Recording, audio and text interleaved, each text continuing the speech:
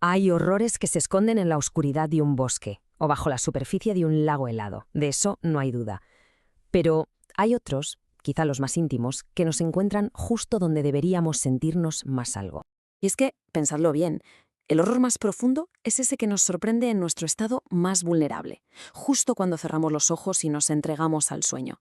Es ahí, en esa frontera entre la consciencia y el olvido, donde algunas leyendas, pues cobran vida. Las antiguas leyendas nórdicas no hablaban de fantasmas en los pasillos o de monstruos típicos bajo la cama. No, sus terrores eran diferentes. Hablaban de una entidad mucho más sutil, mucho más cruel, una que se alimenta de nosotros mientras dormimos. Se la conoce como la Mare, una mujer espectral cuyo único y terrible propósito es sentarse sobre el pecho de quien duerme. Provoca parálisis, provoca pesadillas y se alimenta del miedo que genera. Un auténtico depredador de la quietud nocturna. Para entenderlo, nuestra historia se centra en Elías, un joven leñador. Imaginadlo, vivía solo en una pequeña cabaña justo al borde de un bosque antiguo y denso.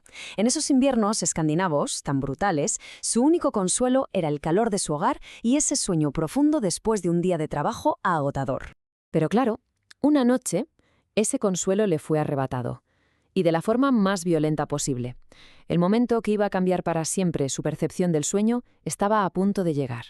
Elías despertó. Una frase tan simple, ¿verdad? Y sin embargo esconde el inicio de una auténtica pesadilla. Porque no fue un despertar suave, para nada. Fue una sacudida, una vuelta abrupta, una realidad aterradora. Porque aunque sus ojos estaban abiertos de par en par, fijos en la oscuridad del techo, su cuerpo estaba completamente inmóvil. Intentó moverse, intentó gritar, pero nada. Era un prisionero dentro de su propia carne. Y entonces lo sintió. Un peso aplastante sobre el tórax, acompañado de un frío antinatural que parecía nacer desde dentro. El aire se volvía espeso, era difícil respirar. Solo un gemido ahogado, casi inaudible, lograba escapar de su garganta. Y ahí, sobre él, el terror tomó forma. Se materializó una silueta. Tenía el cabello largo, enmarañado. Su rostro era pálido, demacrado. ¿Y sus ojos? Sus ojos brillaban con una malicia rojiza, enfermiza. Su cuerpo parecía hecho de la misma niebla helada de la noche, y en sus labios se dibujaba una sonrisa lánguida, cruel. La criatura no dijo nada. No le hizo falta. Simplemente se sentó sobre su pecho, y el peso se hizo insoportable, como si una roca inmensa lo estuviera aplastando. Sentía que el corazón estaba a punto de estallar. La pesadilla era real, y él era la víctima. Aquello pareció durar horas, pero en realidad fueron solo minutos. Y de repente, tan rápido como llegó, el peso desapareció. La figura se disolvió en la nada. Elías pudo moverse de nuevo, se incorporó de golpe, jadeando, completamente empapado en un sudor frío.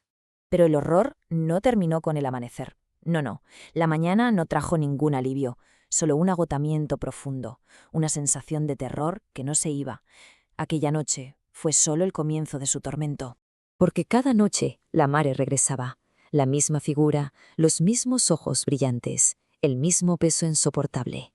Las pesadillas se volvieron más y más vívidas, llenas de visiones de su propia muerte.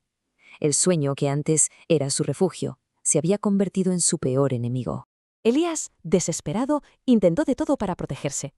Un cuchillo bajo la almohada, la luz encendida, incluso intentó no dormir, pasar la noche en vela. Buscó la sabiduría de los antiguos, colocó hierbas y una cruz de hierro junto a su cama. Pero nada funcionaba. Y es que la Mare no era una criatura física, era una sombra que cabalgaba sobre su aliento. Desesperado, ya sin saber qué más hacer, Elías habló con los ancianos del pueblo. Les contó su horror, buscando una solución que fuera más allá de los objetos, más allá de lo físico.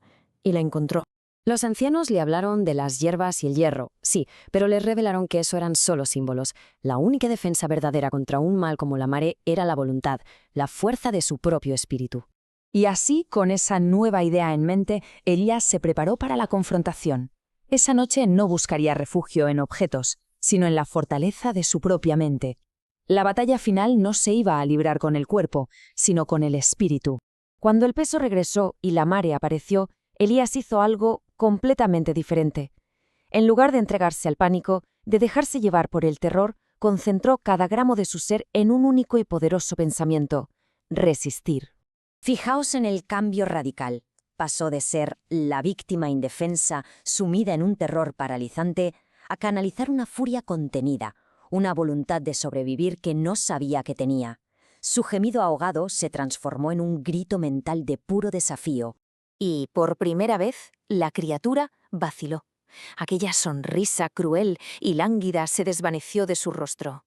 En sus ojos rojos apareció algo que se parecía al dolor.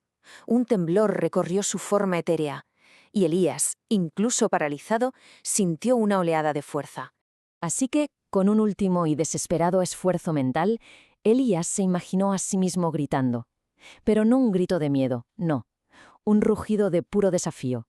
Un acto de voluntad pura contra la sombra que lo oprimía. La mare se convulsionó. El peso desapareció de golpe. La figura espectral se disolvió en el aire con un silbido, casi como un gemido de frustración. Elías lo había conseguido. Y la mare no regresó jamás.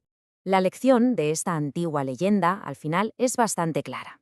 La criatura no podía alimentarse de un espíritu que se negaba a ceder al miedo.